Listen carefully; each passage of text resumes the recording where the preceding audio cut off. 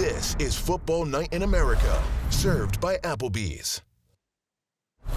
Welcome into the FNIA podcast, served by Applebee's. You know Tony Dungy in the middle, Rodney Harrison on the other side of the screen. We are on to the divisional round of the playoffs, gentlemen. It's pretty unbelievable to think about that. And I want to start with some news because it's that point in the year where you have some teams in the playoffs, some teams making a run, other teams on the other side of it. The New England Patriots, one of those teams on the other side of it. They're already focused on the NFL draft and their new head coach. And it is your old teammate, Rodney. You said this would probably be the move, bringing in Vrabel. Your thoughts to this hire? Yeah, I'm really excited for Mike Vrabel. And I think first and foremost, we have to understand that he's a good dude. He's just a good person. He's humble. He's a guy that loves and appreciates the whole process of preparing each and every day. He works extremely hard. And the one thing characteristic that I absolutely love about him, he hates to lose. I mean, this guy is one of the most competitive guys. He's always in there on the treadmill working out. When we're on scout team, he's playing strong safety. He's playing Troy Polamalu, jumping over piles and everything. But this is the type of guy that you're going to get. The players love him. He knows how to bring people together, and he's just a really smart, humble guy. I think this is an outstanding hire, Coach. I do too. I think it's exceptional for the New England Patriots. I've known several coaches who've coached with Mike. They love him. He actually had me speak to his team when he was with the Titans. Love everything about him. The one thing I hate is the process. And I just don't like the fact that Gerard Mayo only got 1 year. I think that's totally unfair. But as far as moving forward, I think this is an excellent hire, and he's going to do a great job for the Patriots. Yeah, and I also think, when you start looking at the atmosphere, one thing about Mike, and then I think he really learned from Coach Belichick, he's going to bring a very highly competitive atmosphere. He's going to push guys to compete. He's going to push guys to get better. He's going to hold his guys accountable, especially the coaches. I mean, Mike is one of those guys where he busts everybody chops. So he's going to get on the players. He's going to hold the players and the coaches to the same standard, and that's just what he does. And he's going to do a good job. But I do believe, Coach, if I'm Mike Vrabel, my number one thing that I'm doing this year is I'm finding a left tackle. I got the number 4 pick overall. I'm finding a left tackle. And I'm going to tell you the left tackle I like. That kid, Will Campbell from LSU. He's a stud. But that's what I'm doing. I'm trying to solidify that offensive line. Wow. Well, you know what I'm going to do for Mike Vrabel? I'm going to give him one piece of advice. Hire Rodney Harrison as your senior consultant, and you're going to be in good shape. We're going to lose our partner, Coach. I don't know. I know. Well, he doesn't have to go there full time. He can still work with us on Sunday. That's a good point. We'll double them up. We got more head coaching news. So Mike McCarthy, and really this is a bit of a surprise after the way they finished the year with some momentum. I remember their Sunday night win late in the year, and the way the guys played for Mike McCarthy, I just thought, the team wants McCarthy back. But after conversations about breaking down the roster, talking football with Jerry Jones, ultimately the two sides go in opposite directions. So where should the Cowboys go next? Coach Dungy, I'll start with you on this one. Well, I'm like you, Jack. I'm surprised. We had that game, and all their players talked about how they wanted to win for Coach McCarthy. They wanted to show people that he was the right guy. The way they played that night, I thought for sure they would move forward with him. But without that now, what do you do? And it's a unique situation because you need someone who, how do I put this? You need someone to drive the train, but it can't be somebody who has a huge ego. So it's really a delicate situation. I don't know who they get. They need someone who can work with Jerry Jones, who understands how it's going to go, who is competitive enough, but they need a Jason Garrett. They need someone like that who's smart, but not a big ego person. And I'm going to tell you the perfect person for that, Coach, and I think you agree with me, is Coach Aaron Glenn. I think he would be an excellent fit because Coach Aaron Glenn, he's going to bring some mental toughness. He's going to bring some smarts. He's not a guy that has this big ego. He's very humble. He wants to learn as much as possible. And I think he's just overall his personality. He's a guy that you can really get along with. So I think he would be an obvious choice, a great choice. I mean, the guy has a lot of energy. He's exciting to watch, and the job that he's done with all the injuries on the defensive side of the ball is just incredible. I would second that, no doubt about it. All right, how about Deion Sanders, Coach? I don't want to go against your previous comment about the type of personality and everything. I understand, but they do have an existing relationship talking about Jerry and Deion, and it seems to work. Is it They possible do. that could work in that way? That is possible. Now they're going to have to lure him out of Boulder and pay that, finder's fee and all of that. But Deion could work well there because he understands Jerry. He understands how things go. And Jerry Jones has a fixation on star power, and Deion would certainly bring that. He does. Yeah, Coach. Rodney? Yeah, I agree with you, Coach. Deion has that certain flair, and Deion proved that not only is he a good football coach, but he can bring people together. And I think that's a strength that a lot of coaches just don't have, the ability to talk, to communicate, to get these young men, whether you're in college or the pros, to believe in you. And I think Deion would be a great choice as well. So either one of those guys. Because like you talked about, Coach, Deion, he knows Jerry. He has the personality. He has a personal relationship with the guy. So nothing will surprise him about Jerry Jones. Yep. He knows Dallas, too. I just think when those hard conversations would happen, I just think he could put his arm around Jerry Jones, walk about 20 yards down the field and say, Jerry, this is how I – and I just think that there would be a good dialogue and it would work with all the years and the history and everything. To me, he's a really unique candidate for that job. And ultimately, Coach, like you said, the explosion of star power and the tours and the brand power and everything that Jerry likes to do, Primetime would align with all of that. He'd bring that back, no question. But also, guys, think of this. Coach, think of this, too, the free agents. People love Deion Sanders. Yeah. These young men, they do his dance and pick sixes, and they have an absolute fascination with Deion Sanders. Just imagine in free agency, hey, man, I'm going to Cowboys. I want to go play for Deion. That could be T. Higgins. That could be a bunch of free agents that are available. So let's not take in consideration just how powerful this guy is and his name recognition goes. I agree with you. And you look at the staff that he put together there at University of Colorado, he put the same caliber of staff together in the NFL. He'd have people that want to come to work for him, and he'd do a good job, no doubt in my mind. And he has proven from Jackson State to then Colorado. I remember how bad Colorado – they were the worst team in college football the year before he got there.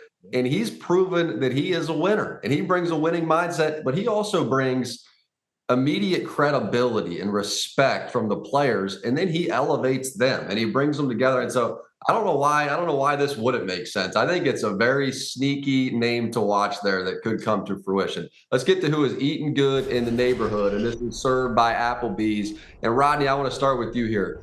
Defenses in the wild card round, they are the headline. Who impressed you most? I wouldn't necessarily say the most, but okay, who impressed me? The Texans. The Texans against the Chargers. I mean, I've talked about Danielle Hunter being that compliment to Will Anderson, and those guys really set the tone. Getting after the quarterback and just causing disruption. Then those interior guys like Danico Autry. I like everything about this Texans defense. DeMeco Ryans had these guys dialed in. Derek Stingley Jr., I think he's the best corner in all of football. He's had an amazing year, and they've been getting really good, solid play from those young safeties. I like what they've done on the defensive side, Coach. I agree with you. And you look at that game and Jim Harbaugh and what he preached for the Chargers all year. Take care of the football. His quarterback didn't throw interceptions. They didn't fumble. And what happened in that game? The Texans took it away from him 4 times. And so that shows me something. Mm-hmm. How about for you, Coach? What caught your attention watching Wild Card Weekend? What was the big headline for you? What I saw really was the Philadelphia Eagles. And again, what they did up front, just dominating the line of scrimmage, and those big guys mashing Green Bay, taking the ball away. That was impressive to me.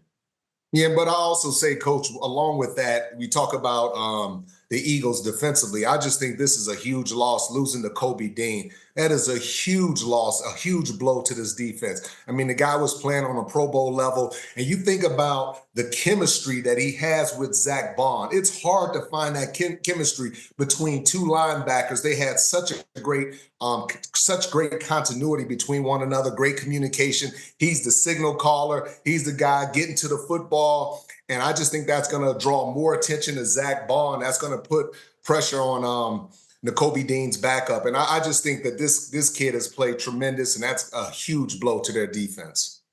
I would agree with you. Jack, I'm going to give you another defense that impressed me. And Rodney, we've talked about this. The Rams and those young guys, they're growing up. That front, man, they were all over the Vikings. And the coverage in the secondary, those young guys took the challenge again, just kind of like Detroit's young secondary did. We're going to lock these guys down. And, man, they swarmed the Minnesota Vikings.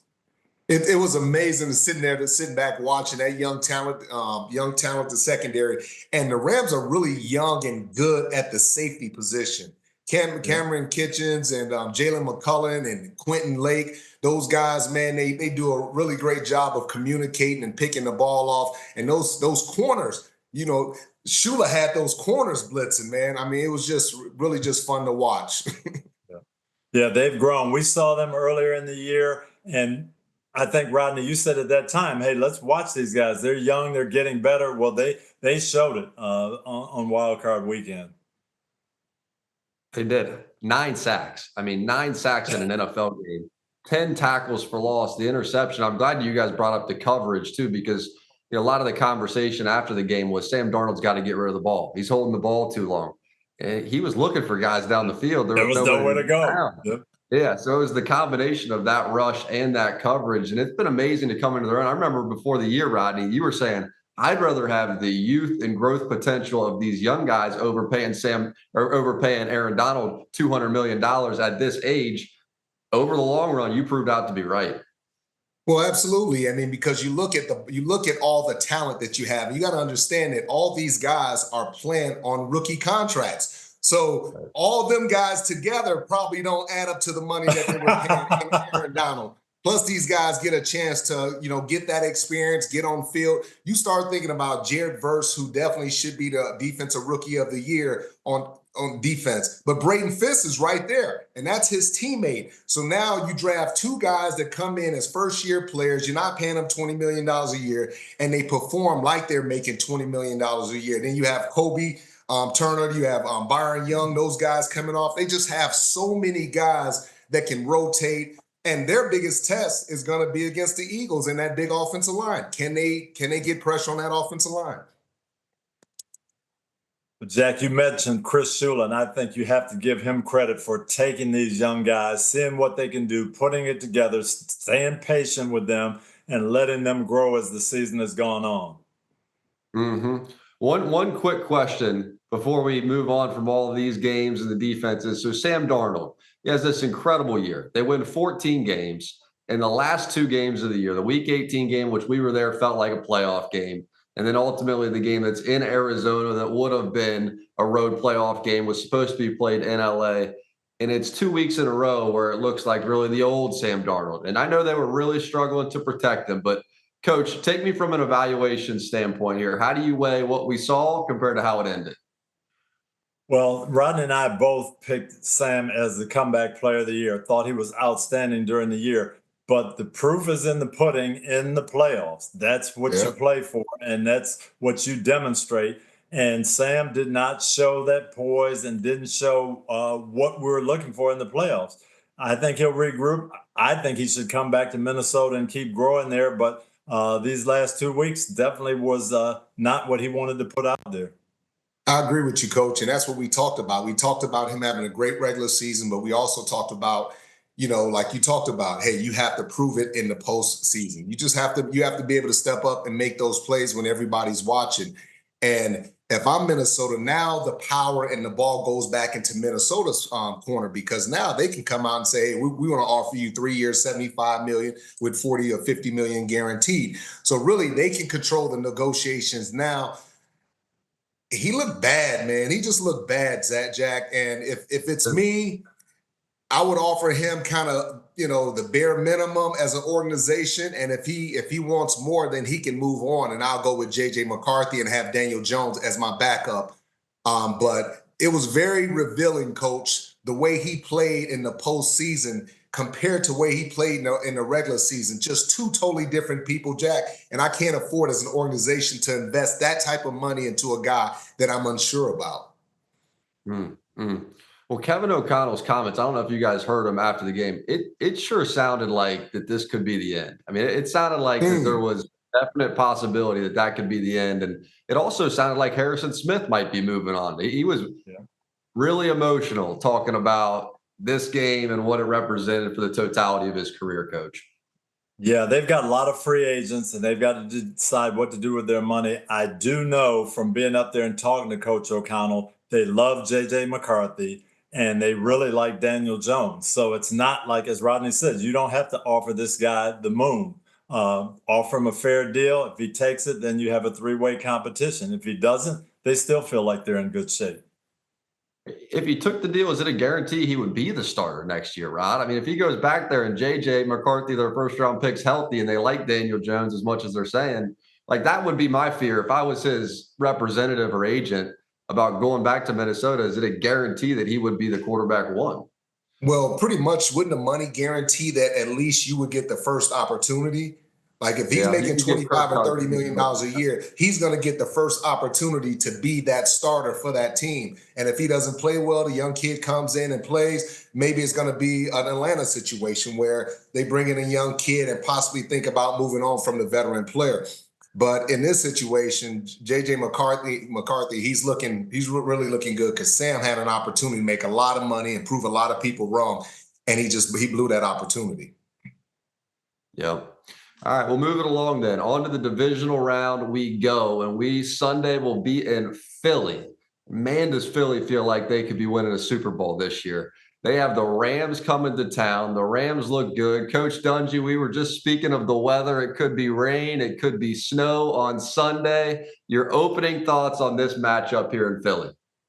Well, I think the bad weather and home field definitely favors Philadelphia. We saw these teams earlier in the year, and the game was closer than the final score indicated. The Rams actually moved the ball pretty well. Kyron Williams fumbled on the first drive, which stopped one drive. They missed the field goal. They got stopped on fourth down one time where they could have kicked another field goal. So the Rams and Puka Nacua and the Cup did some good things.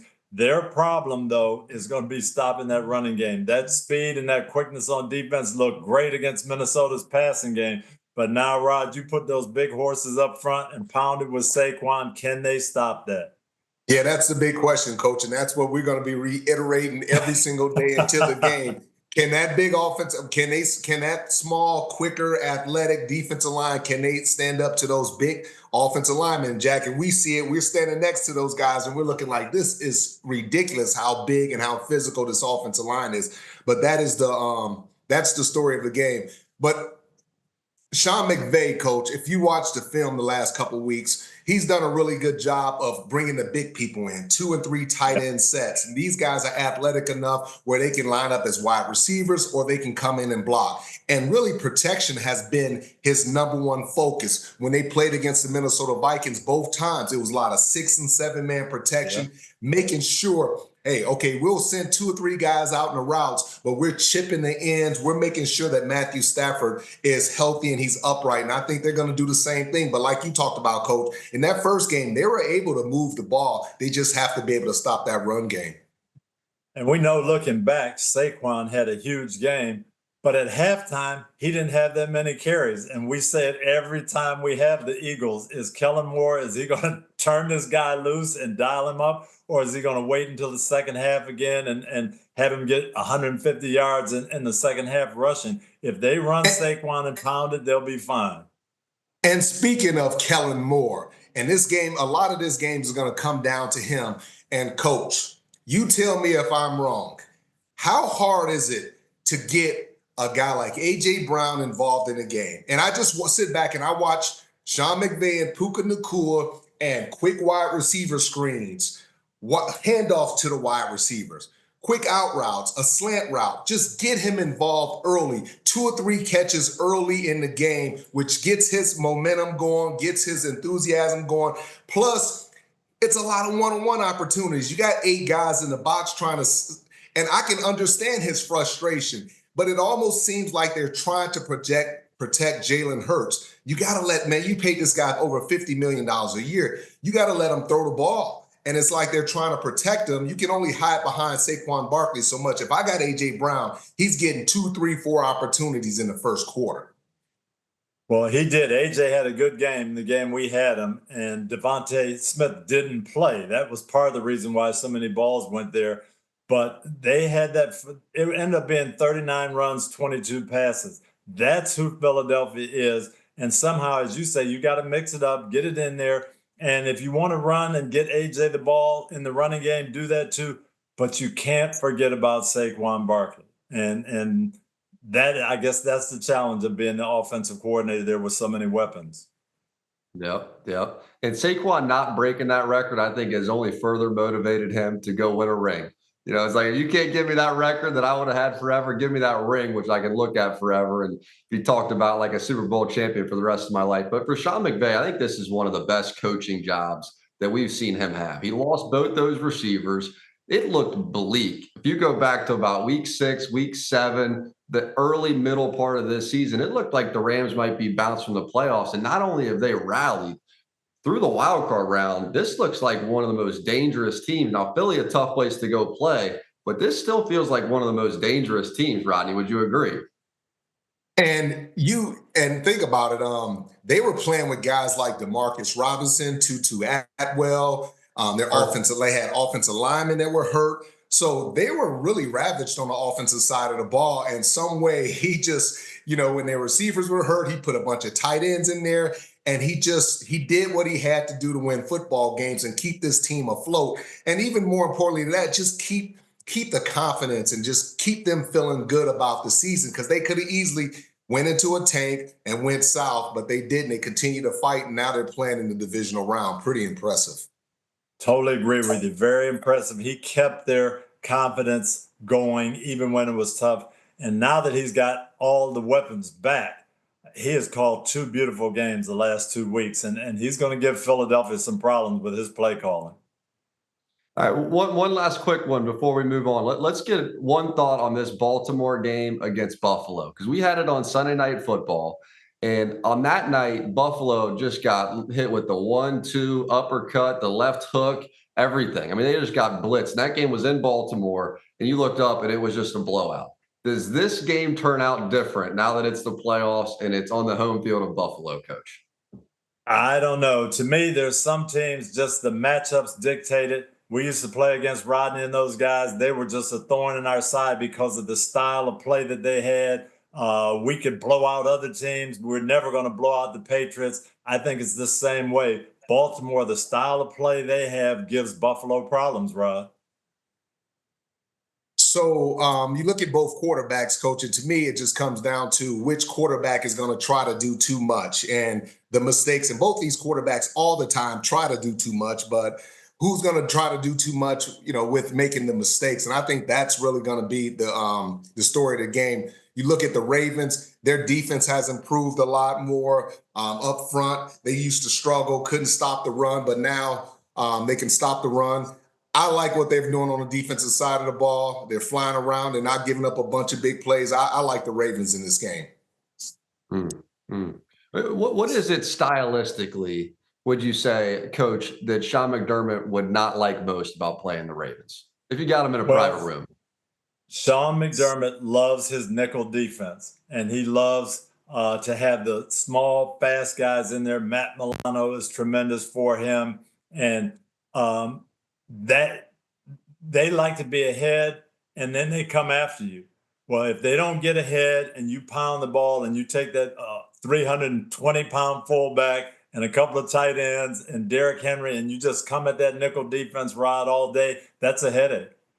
Yeah, and plus, the Bills, they like to keep those 2 safeties back. They're trying to avoid giving up those big plays. And you just got to be patient. You got to run the football and take 4 or 5 yards if that's what they're giving you, and see what happens after that.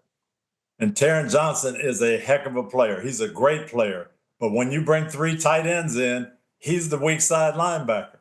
And so if I'm Baltimore, that's what I'm doing. You want to play nickel? You want to play Taron Johnson at linebacker? Okay, Patrick Ricard, you take your 320 pounds and you go block him, and we'll turn our big truck loose and see what happens. And the game plan for Todd Monken should be really easy. Run the football, come up with all the different creative run game, double teaming the guards, getting onto the linebackers. If he doesn't run the ball at least 30 times this game and they end up losing, you could probably look for him not having a job. I love it. Well, Coach, you mentioned some of those matchups with the Patriots, and I will apologize in advance, but we have a little anniversary coming up. Little 20th year anniversary, I think, that's coming up of the January 16, 2005 AFC Championship. So it was the 04 season, Colts, Patriots. Rodney, do you remember how this game might have ended? I think we came in, our defensive game plan was to stop the run and really let them pass the ball and tighten everything up in the red zone. And I think we had success.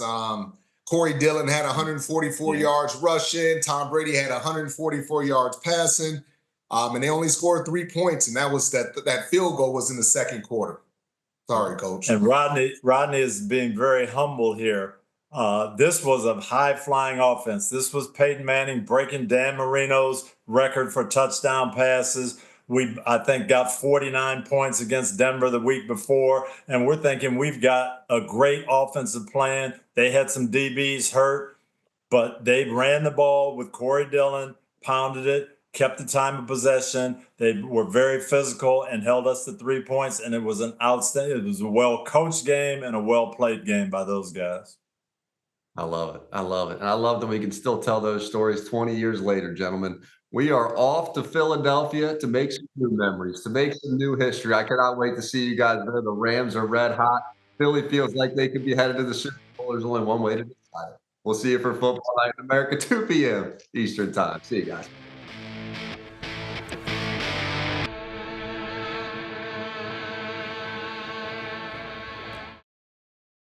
Hi, I'm Mike Tirico, and thanks for watching. Make sure to hit subscribe for the latest news and highlights from NBC Sports.